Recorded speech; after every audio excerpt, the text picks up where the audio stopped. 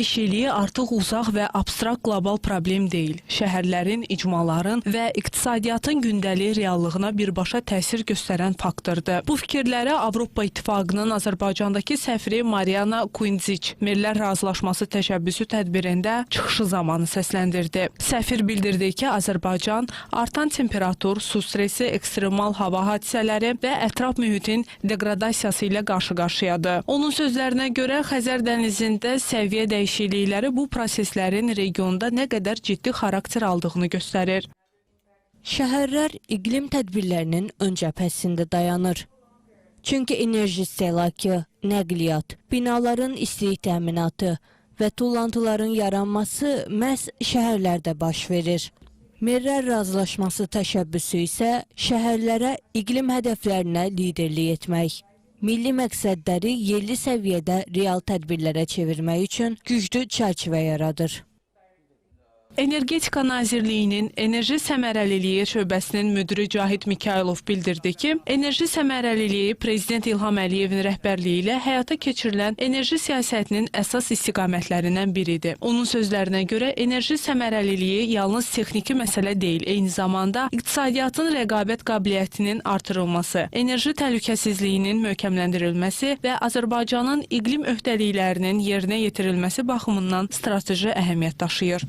Biz tez-tez deyirik ki, enerji səmərəliliyi ən ucuz bərpa olunan enerji mənbəyidir.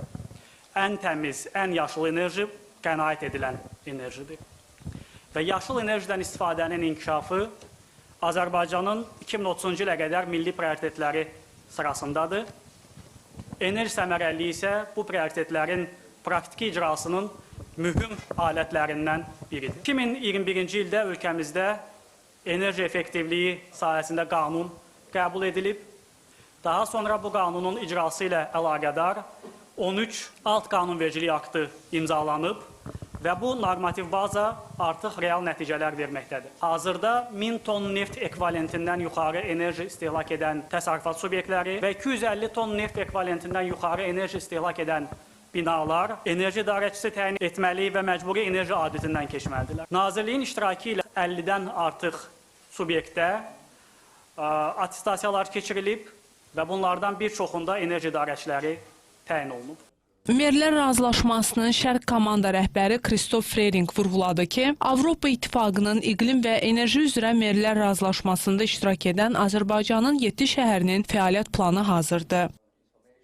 Bu kifayət qədər yaxşı göstəricidir. Bu, şəhərlərin məsuliyyətli olduğunu və fəaliyyət planı hazırlamaq üçün çalışdıqlarını göstərir. Ümumilikdə bu şəhərlər ölkə əhalisinin 9%-ni təmsil edir. Doğrudur, bu, digər ölkələrlə müqayisədə çox deyil. Lakin nəzərə almalıyıq ki, əksər ölkələrdə paytaxt şəhəri qoşulan kimi artıq əhalinin 20 və ya 30%-i əhatə olunmuş olur. Azərbaycanın bu şəhərləri hazırki mərhələdə öhdəliyinə 1,3 milyon ton karbon qazının azaldılması öhdəliyini götürüb. Kristof Frering həmçinin qeyd etdi ki, Bakı şəhərinin də Merlər Razılaşması təşəbbüsünə qoşulması çox yaxşı olardı. Çünki ölkələrin böyük şəhərlərinin belə təşəbbüsə qoşulması çox ciddi effekt verir.